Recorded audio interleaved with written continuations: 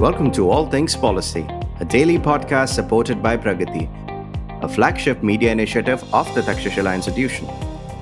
We're a bunch of policy nerds based in Bengaluru, and we like to bring a fresh perspective to Indian affairs and an Indian perspective to global affairs. So grab a cup of coffee, sit back, and join us for today's chat. Welcome to yet another All Things Policy episode. I'm Sowmya and I head Corporate Affairs and HR at the Takshashila institution. And today, my guest is Vijaya Krishnappa, and again, a proud alum of Takshashila, and he runs something called Kosha.ai. We're going to be talking about the weavers ecosystem. So we're going to talk the universe of it. And I'm glad that Vijaya has made time for this conversation. Welcome to All Things Policy, Vijaya.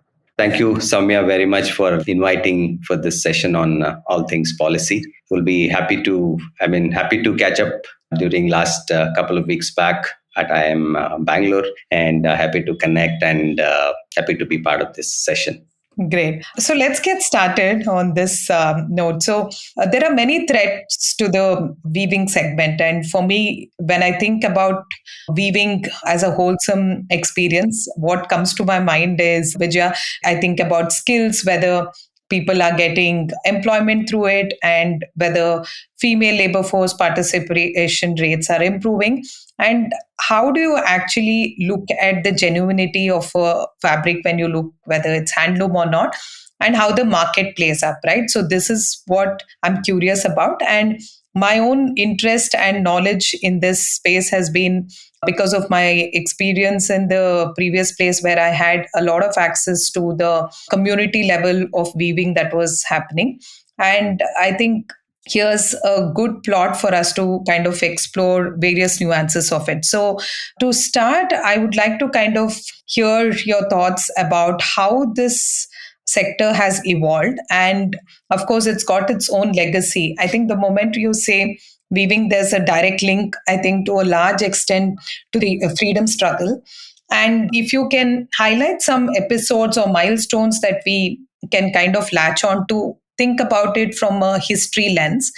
And if you could break it down for us, it would be great, Vijaya. Yeah, sure, Soumya. Thank you.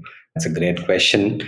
So coming to handlooms, as you know, today, like across all many in terms of areas, if you see how technology has disrupted our lives and, the processors and all the stuff, right? For like, it may be a typewriter, it may be a traditional camera. So a whole lot of these things have gone out of the market completely. So as the technology has evolved. So I think, the first thing to put in perspective is about the technology, right? When you say handloom, it's primitive.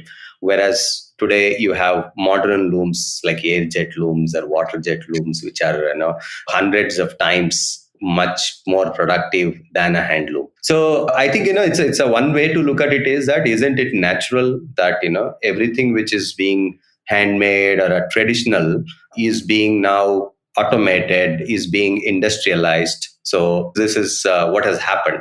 In reality, that happened. And let me tell you, India was one of the first few countries to industrialize, thanks to British and a lot of, as you know, that a lot of industrialization, innovation, all of this happened in Manchester, right? So from the Manchester, by virtue of we being a British colony, a lot of these technologies came to India. And so this happened even as early as 1900s.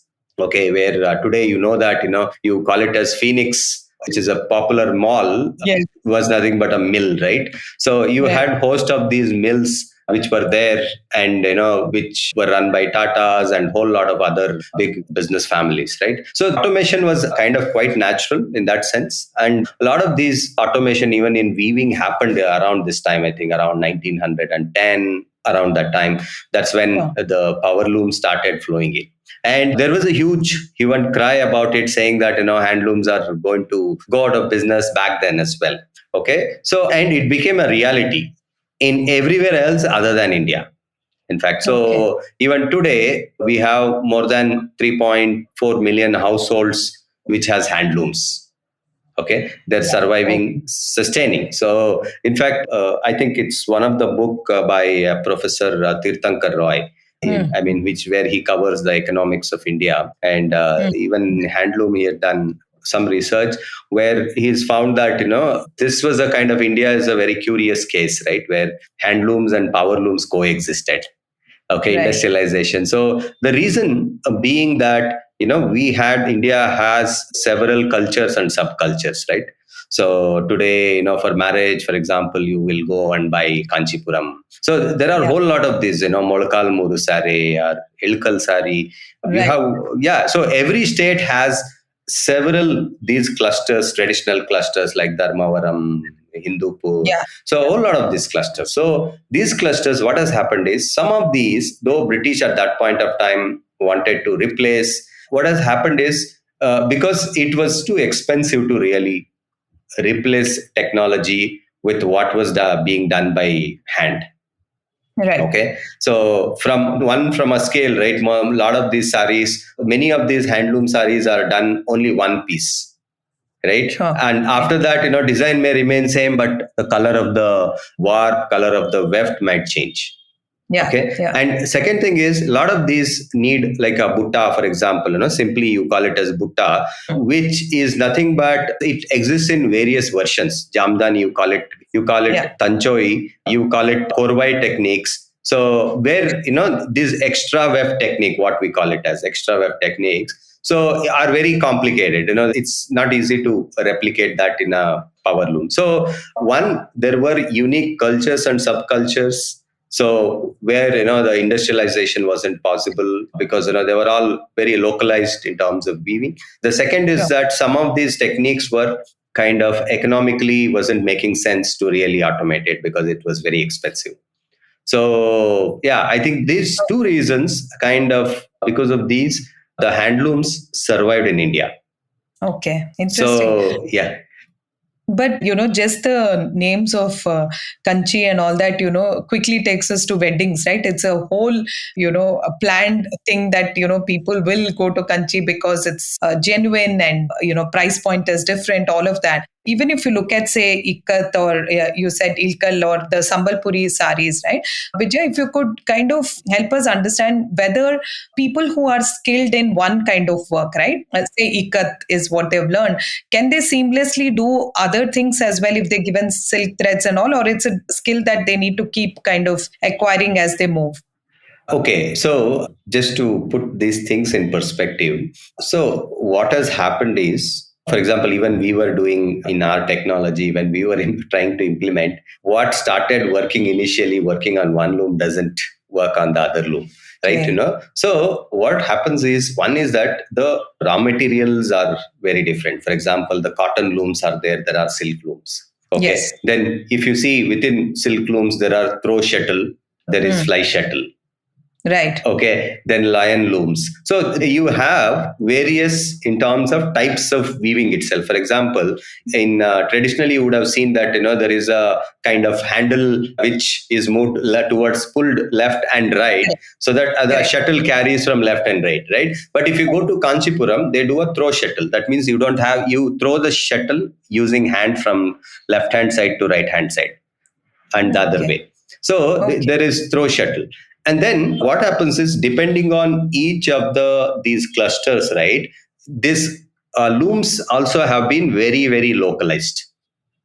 Okay. So what happens is, effectively, even within the cluster, for example, we were doing our work for one of the clients who was doing bed sheets. Mm-hmm. Okay. It's a simple cotton bed sheets. Okay. But we wanted to do a small video shoot for the customer in a different kind of bed sheets. It's the same cotton bed sheets, but our designs are kind of different. Say, let's assume that one is a checkered, another is plain loom. Okay, so this lady, we were asking her to weave on this loom. For a while, she said that, no, I'm not kind of finding comfortable. I cannot weave on this. Okay. So not just this, even I'm talking about a skilled weaver, like a government, typically in a government institution. So you have weavers who are kind of well qualified technicians. They are more of a technicians than a professional weavers, right? So even these people, I remember that while we were doing the R&D, there was a silk loom and there was a cotton loom. And I asked him, can you weave? Because we had to do the R&D. The cotton loom we were present because I think he had some personal tragedy or something like that. He wasn't coming to office. We asked the other guy, the silk guy, to weave it. He he tried doing it and he said, no, I don't think I can weave on this. So Okay. that way, he shuttles, this loom, the wood, the size, everything, they kind of very specific to each and every cluster and the specific weaves. All right. But So I was of the impression somehow the skill ecosystem I thought is also plugged into this, where training for handlooms is given. So I thought it kind of can be applied everywhere. But also, does this mean that, certain weaving patterns have been missed out over time because how it happened to languages, right? Where over time you kind of miss some sort of, languages have disappeared, quite a few of them. Similarly, in the weaving segment, do you see that happening? Because it's a skill that needs to get passed on, and a lot of people now look for other lucrative careers. yes, yes, of course. I mean, see, when I say some of these art forms have vanished, what has happened is basically some of them have moved on to a cheaper version of, say, power loom, or even in handloom. What has happened is a simpler versions, something which takes 1 month, for example, to make it. Okay. But the simpler versions of them, might take, say, 3 days or 4 days to do. So some have a kind of the purity in this purest form, they don't exist. So there are a lot of these hand woven carpets, which even in Gujarat, there are a lot of people who are working on revival of some of these. Okay, so even if you see, I think Wendell Rodrigues is no more. So he started working on one of the Kunbi saris revival, and some people are doing in Udupi sari revival now. So all of this, what has happened is over the years there were no weavers. It wasn't making economic sense, and it kind of went away from the market, or Got it got imitated into a lesser complex and all this stuff, so that the purity in its form, I mean in the original form, doesn't exist. So naturally, yeah, they have kind of can't see them anymore. But now I think there has been a lot of interest in reviving many of these view forms. I mean, it need not be really a complex art form or something like that. So I remember somebody near Hubli, they were making cotton table runners. Okay, it's a very coarse cotton fabric, which was traditionally woven by some families, but now those families doesn't exist because there is no need for that kind of fabrics. There are so many available in the market which may be cheaper, which are there. Yeah, right. So it may not have a very cultural significance, but they don't exist. Okay, okay. Now I think it's a good segue for us to look at this in a framework of sorts, Vijaya. So if we looked at the role of the samaaj, sarkaar, and bazaar in this, right? Like if we look at the role of society, the government, and the markets here, can you help us build up on it to understand the ecosystem better? Because while we look at the samaj, we say, okay, there is employment that is getting generated and probably people are skilled and they're moving away, some of them. Whereas there are these quality control boards also, right, which kind of certify whether one is handloom or not and how genuine and reliable these things are. And what about big players who have also captured the market, and we are looking at exports as a segment? So if you could share insights more in the labor economics angle of it, and where is the earning potential for somebody who's into the weaving segment today? Right. So the first thing is, the handlooms have always been kind of, central to most of this political discourse, right? Right from Swaraj, when Gandhi burnt all this clothes made in UK. So even till today, I mean, yesterday, in fact, government has given a lot of, come out with some new schemes called Nekar Samman and all of that, support handmade weavers. Oh. So what has happened is, one is that they are all community driven. Largely, you have Togotaviras, Yes. you have Padmashalis, you have Devangas. These are traditional communities. Now, though a lot of these communities have stopped weaving per se, but in terms of, there is always an attachment as a, you call it, it's because of it was their occupation earlier. So from that perspective, it's politically very important, and always, be it PM, be it CM, there is always handlooms are always on the forefront when it comes to schemes and all. So now Yes. from Samaj, Sarkar and Bazaar, right? So in the beginning, now if you see traditionally, most of these, every village used to have weavers. Okay. Yeah. So, I mean, I'm talking about 1970s and 60s. So most villages used to have a weaving community people. Okay. And who used to weave saris and especially for festivals and all this stuff. So it is primarily local production and local consumption. Okay. Okay. And then there were these large clusters, like, see, a lot of these, if you see, there is a religious significance around it also, be it Banaras, be it Kanchipuram. Kanchi is famous for temples and, then famous for sari. So there was always this tourism and clubbed with these places becoming hubs of saris. Anybody going to visit temples, they made it a point to go to this one store and, buy a genuine Banarsi sari or the genuine in terms of, Banarsi or Kanchipuram saris. So then you had these business hubs, and then there were smaller hubs around these business hubs. So, for example, Arni is a place around the Kanchipuram, so which kind of produces very similar products and all this stuff. So, and there were these smaller marketplaces, right? Which were there, which were existing, where the weaving, like Dharmavaram, for example, is a clothes market where, the saris become kind of, the weaving took up as a cluster effect. And where, it scaled up. Okay. So all of these have either local, produce local or consume local, or from the nearby market. Right. Like, where my mom and all, we stayed near Andhra border, and, Dharmavaram sari was something that, we would go and buy for a marriage or something like that. Okay. And so what has changed then is that, now with this machine made and even people changing, for example, the salwar kameez, if you see in the last 30, 40 years, they're kind of all prevalent, right? So everybody started wearing salwar kameez, and even down south. So the sari kind of going out of the market. It's no more, it's primarily limited to events, marriages.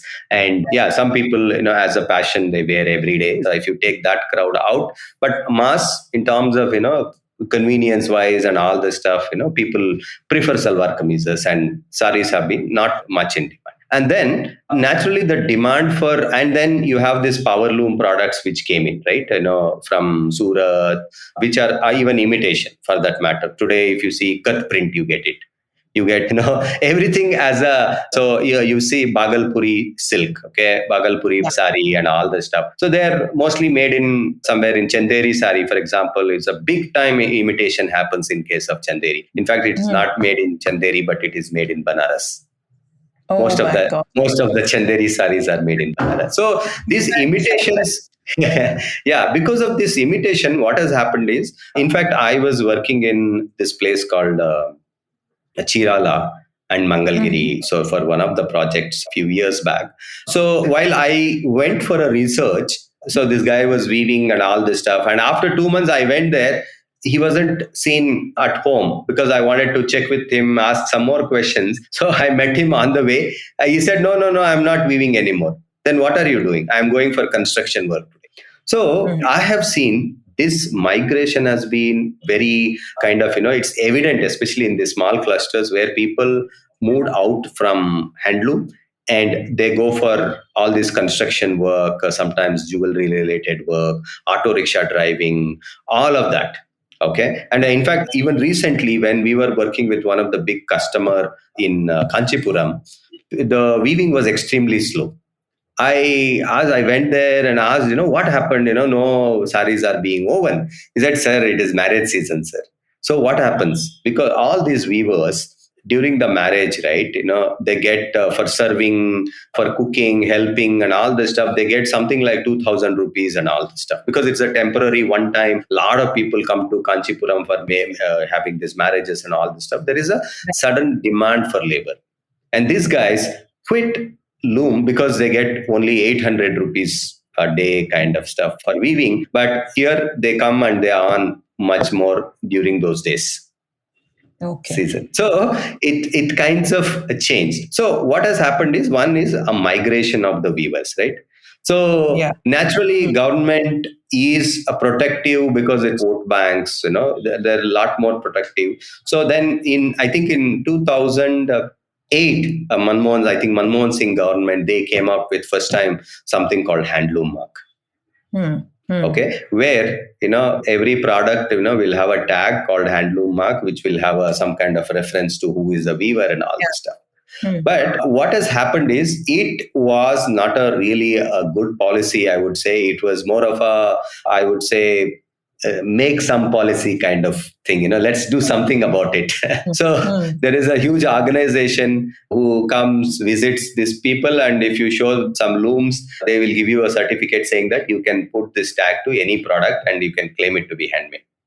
So they're basically an audit based systems. And naturally, every power loom guy, goes for handloom mark and, show some handlooms in their village. Same handlooms, probably all of them will show, and they will get this license to put a handloom tag onto sarees.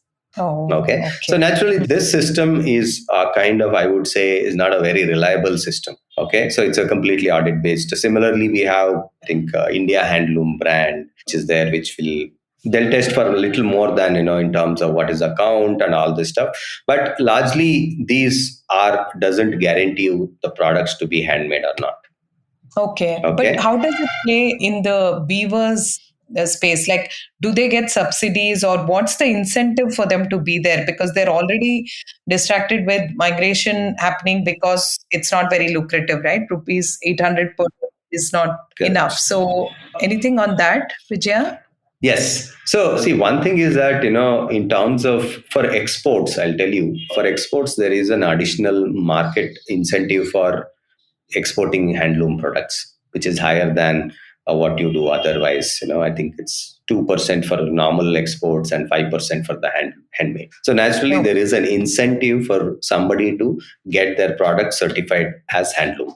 Okay, so that there is an incentive. But for weavers, it is kind of though some kind of buying thing happens. So one is that there is Handloom Reservation Act, wherein some of the products, right, say for example some quality of lungis or bed sheets, so they are not supposed to be woven in power loom at all. Okay, so there is government also saying that some extent that they have inspectors who goes regularly to the market and see if anybody is producing those qualities and all this stuff.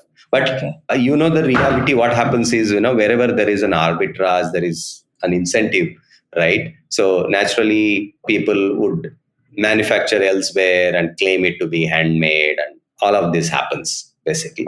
Okay, so this is one from a sarkaar's perspective. It is important to protect handmade and weavers. You see, even one is protection. The second is that even it may be like a parachute, right? A drop. Wherein a lot of these weavers are in their 50s and 60s. So for them, they know only this job. They don't know anything else. So in fact, they most of these weavers are on less than 200 rupees, many of these places, even today. So there is a challenge, but these guys don't know to do anything else. So they've been doing only this. So they somehow saying that, okay, let me at least continue. And the people, the master weaver and all this stuff, they'll also kind of hold them by supporting them, by providing some kind of working capital, some loans, all of that, so that they know that, okay, this guy is at least supporting us. Let us continue with the master weaver. Or several of the women will be there who doesn't have any other job like agriculture or anything like that. Who would like to come every day, weave, earn as much as they can, and continue to work. Okay. Yeah. Interesting. So, Vijay, we'll take a quick break now, and we'll come back in a while to discuss a little more about how it's relevant for our day-to-day, consumption that we have, and also look at what sort of research is happening and a lot more into this conversation. So, we'll just take a small break now. Sure.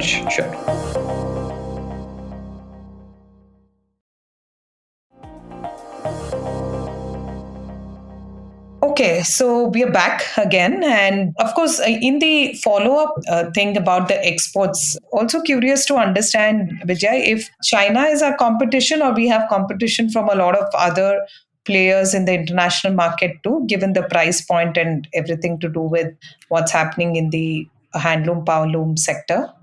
Yeah. So, see, specific to handloom sector is very specific to India. I mean, with the scale, so not many countries. I think more than 90% of handlooms exist in India. So rest of the world, maybe Africa, you have some looms. Thailand, you have some looms. So most of them are kind of more like a studio kind of places, but largely it is India which is handloom. So naturally, I didn't know that, Vijay. Thanks. Yeah. So it's a very specific to India, the concept of handloom. So in West, it's not that there is a segment called handlooms, or even in India, for example, you have a specific HS codes, right, where there is a commodity coding system which exists for all the commodities there in the universe, which will help in trading, determining duties and all this stuff. So we have HSN codes specific to handmade, but none of the other countries have this HSN codes per se related to handlooms. And being said that, so today, coming from a global perspective, it is more from a sustainability. That is a kind of big concern. And today, the fashion sector is the second largest polluting sector, apparently contributing to around 8% of greenhouse gases. So you have today, all this, both fast fashion especially has resulted in consumption, landfills, greenhouse gases, water pollution, and a whole lot of other issues. So the newer generation is far more sensitive when it comes to what they consume. And in fact, it is becoming very important, even how do these brands label and all this stuff. And if you see recently, even big brands like H&M, Decathlon, and they've been there were cases against them saying that these guys are doing something called greenwashing. You would know that, they basically claiming something and doing something else. That is what, these people have been doing it. So which these claims have also been settled by these brands. So brands are increasingly becoming sensitive about how these products are produced. And some of the countries like Japan, they also have a concept of carbon tax, depending on whether your t-shirt is how it is made. So there is a carbon tax which is applicable on that. Though I think the work so far, the barriers for less sustainable products are not very high, to be honest. So when the carbon tax, the amount is too small to really incentivize people to go for carbon neutral production or better methods of production. So even handmade, what you call it, is kind of a better way of manufacturing, because the opposite of handloom is power loom, which is where you consume power, and mostly this power is produced by burning coal, right?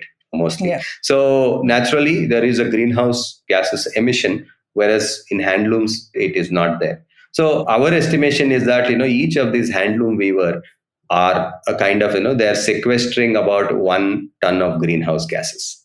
Okay. So from an export perspective, the two things. One is, like, for example, you have popular carpets, which is going from Kashmir, going from Rajasthan, right? So which are handmade, which cannot be really machine made because they're hand tufted and all this stuff. So there is a concept of premium and luxury and handmade. That is one positioning that handloom and handmade has it. Yeah. The second is in terms of it is more sustainable as a product.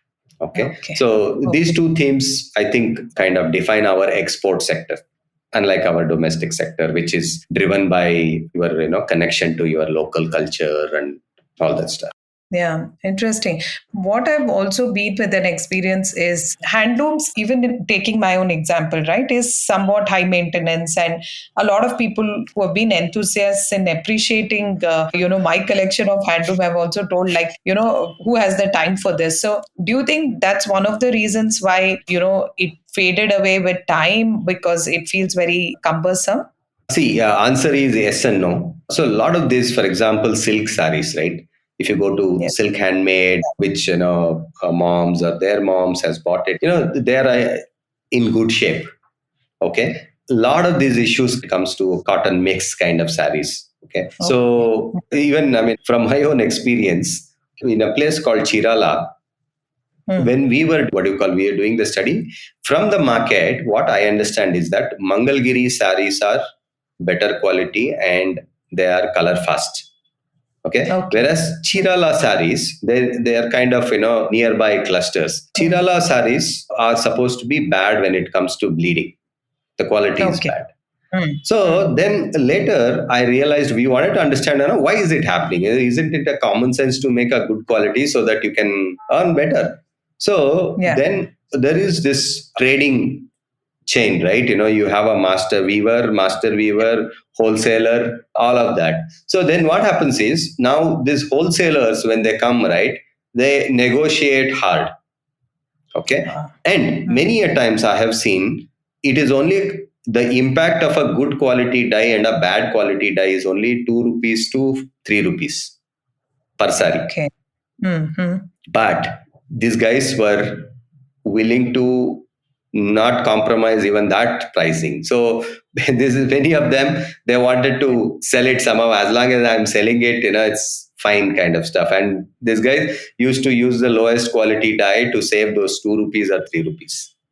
Okay. So there is an issue when it comes to dyeing, for primarily for two reasons, because many of these places you don't have a high-end equipment and all the stuff is not available.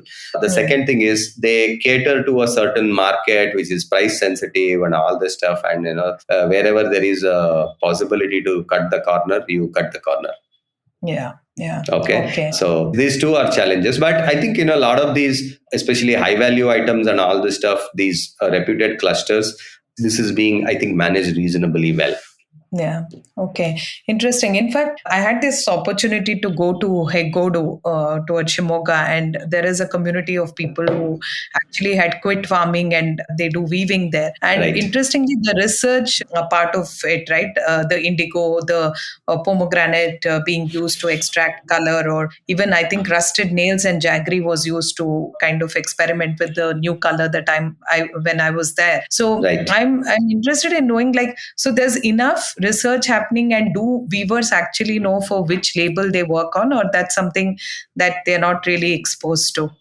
See, most common structure is that, there is typically how they are organized is like there is a cooperative sector. So each weavers are there. Then there is a master weaver. Some are associated with the master weaver. And third person they are independent. They will give it to master weavers, buyers, whoever comes to their home, they will give. So they're not attached, they are independent basically. So most popular, in some state, for example, Tamil Nadu has a very strong cooperative culture, and Andhra Pradesh, Telangana has cooperative culture, but it is weaker in other states. Okay. So, and mostly it is master weaver. Each of these weavers are associated with master weaver. Now, what is happening is now master weaver sells it to a wholesaler. Okay. And there is, again, you have a made to order or a made to stock, right? You just keep producing it. So now even the master weaver might not know where does this sari go from my wholesaler. Okay, so that way, definitely the weaver is the least informed when it comes to market trends, all of that.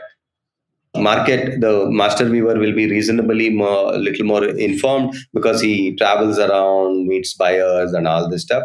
But it is the wholesaler who will probably be a lot more connected and with the end market, basically. Okay. And again, these weavers, right, though it's a kind of, we use a weaver as a very generic term, there are three types of weavers, to put in.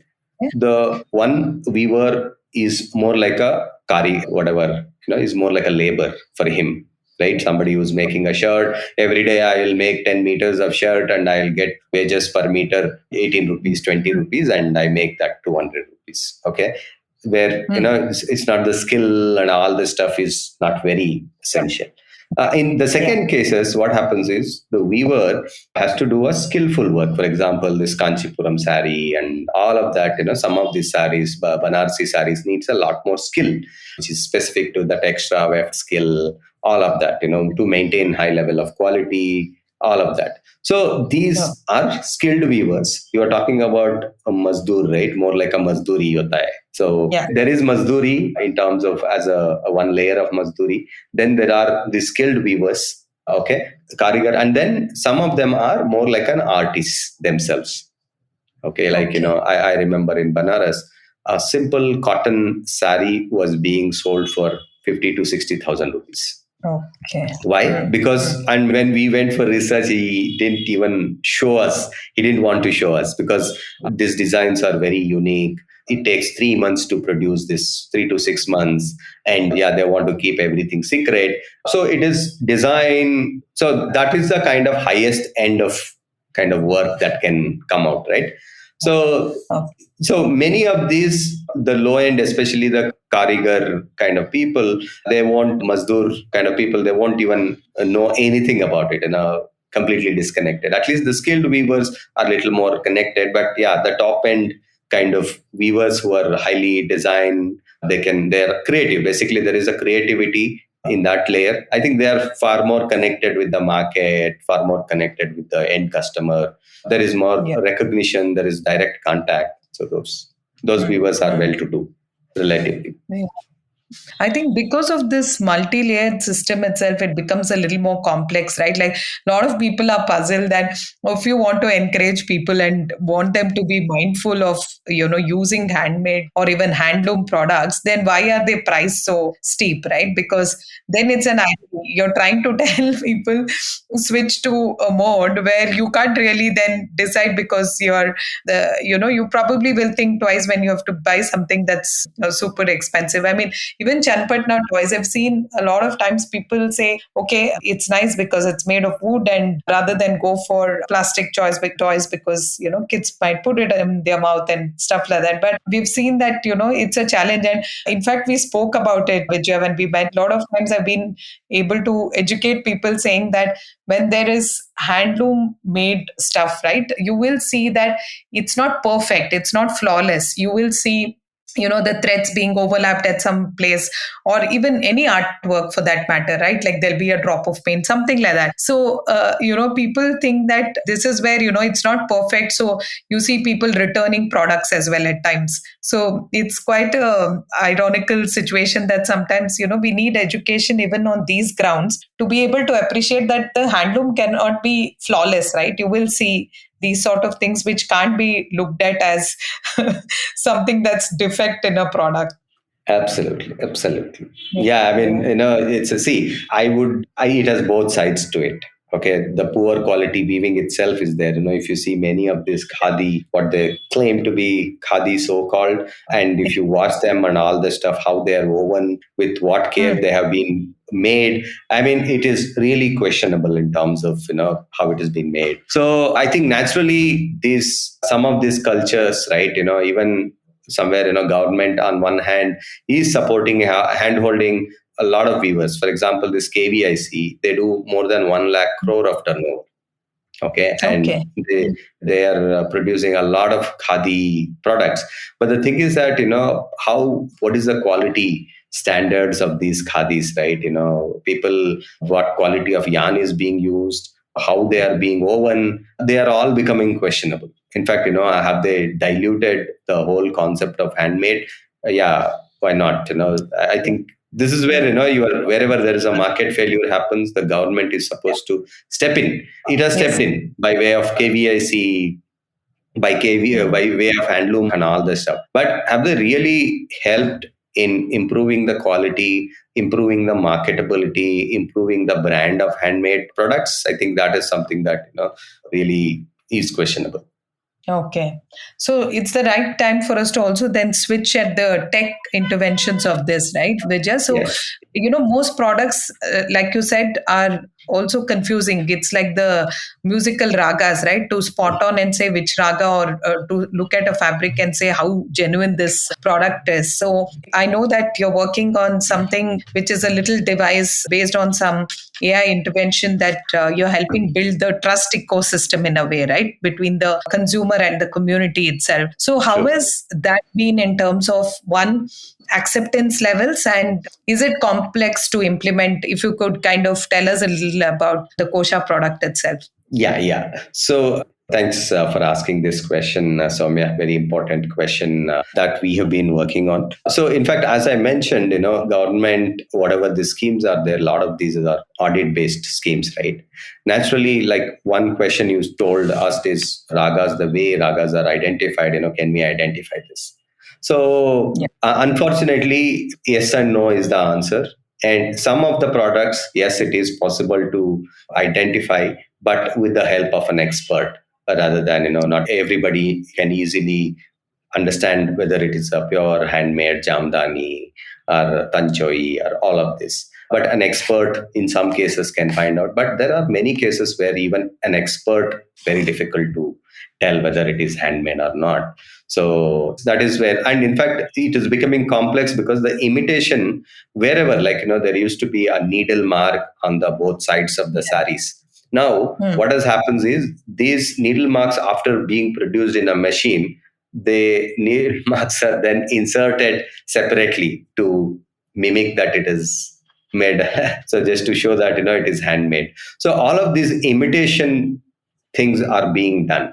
Okay. Naturally, this asymmetry, in economics, we call it asymmetry of information. The end consumer doesn't really know that what it is. So it's genuine or not. And even this is good for everybody, the retailer, the wholesaler, who can pass this as a handmade and can sell at a little premium, so that the entire value chain, they will share the higher profits, right? When I say that this is made in machine versus this sari is made in hand, naturally I can charge this handmade sari at a higher price.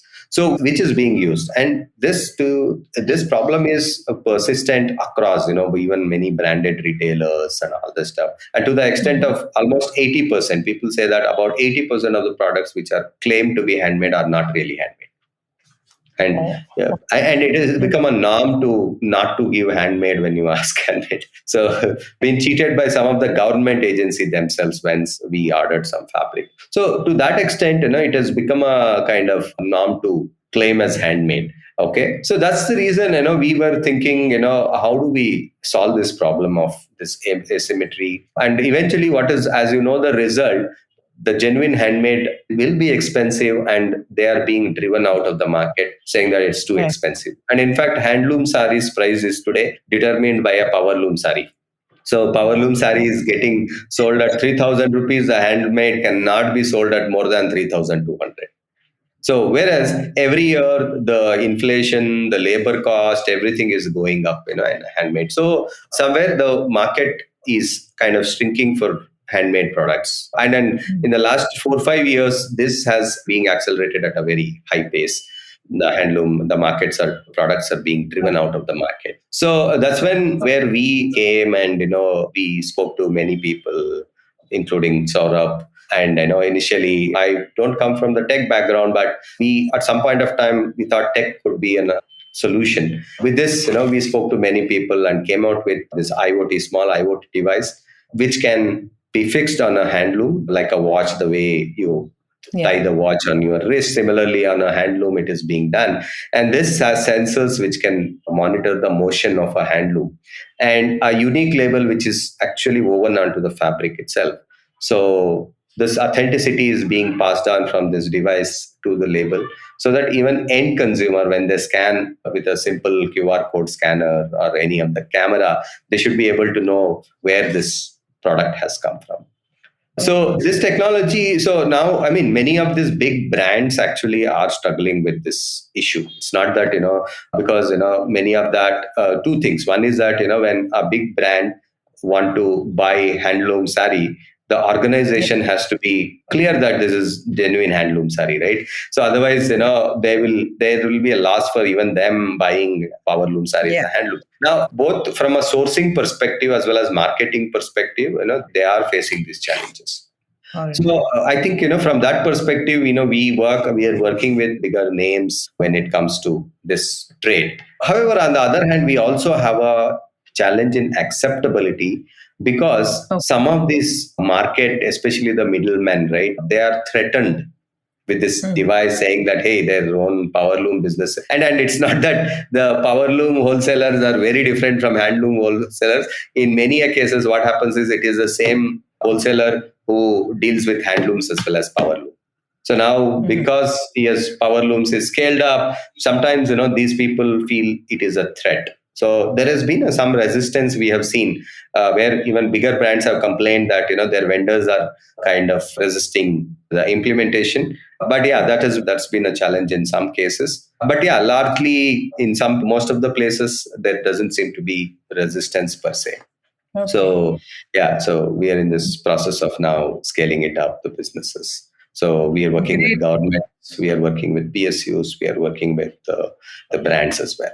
Interesting. So that's like covering the ground fully, right? And it's very reassuring, Vijaya, to see that, if trust is the one that needs to get fixed to answer genuinity, then you are disrupting this market in a way. And I'm sure a lot of youngsters have started kind of engaging with this. Like I see a lot of youngsters seeming to be interested in going the green way, right? And to see how to make this work. So this is interesting, and all the best. I'm hoping the acceptance levels also improve. And, a big thank you to you for holding so much of, levels of complexity that this sector has. And it's not easy. I think, where there's an emotion attached to all of this, it's still complex, right? On a daily basis, we don't really understand it enough. So thanks for, making it more easy and simplified for us to kind of consume this whole nuance of it, right? And I'm hoping that, Kosha will be able to solve for good in terms of,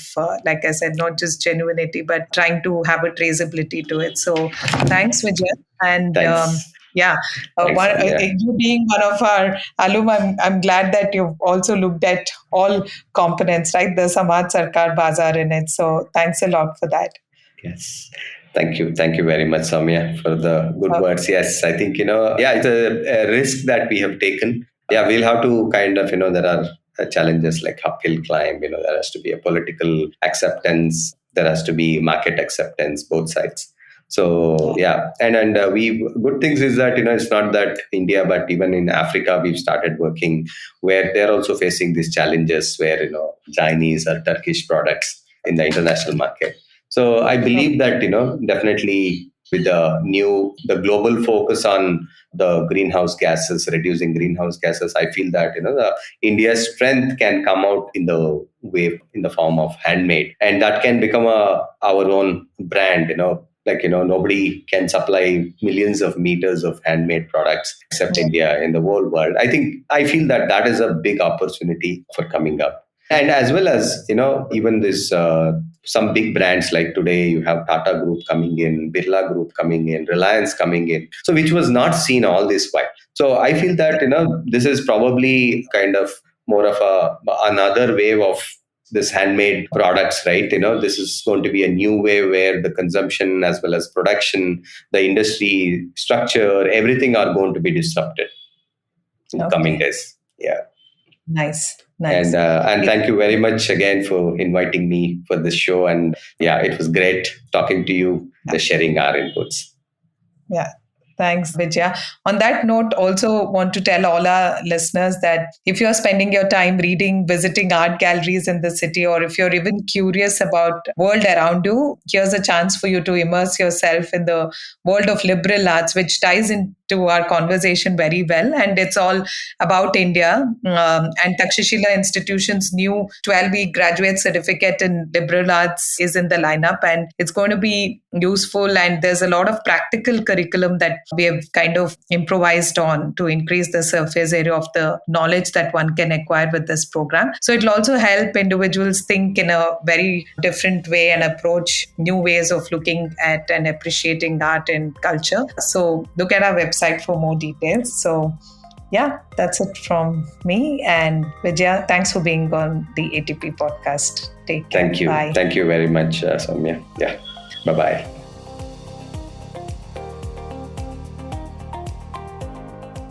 If you liked our show, don't forget to check out other interesting podcasts on the IVM network. You can tune into them on the IVM Podcast app, ivmpodcast.com, or wherever you listen to your podcasts. You can also follow IVM on social media. The handle is at IVM Podcasts on Twitter, Facebook, and Instagram. And hey, if you'd like to dive into Takshashila's research on technology, strategy, and economic affairs, check us out at our Twitter handle at Takshashila INST or our website takshashila.org.in.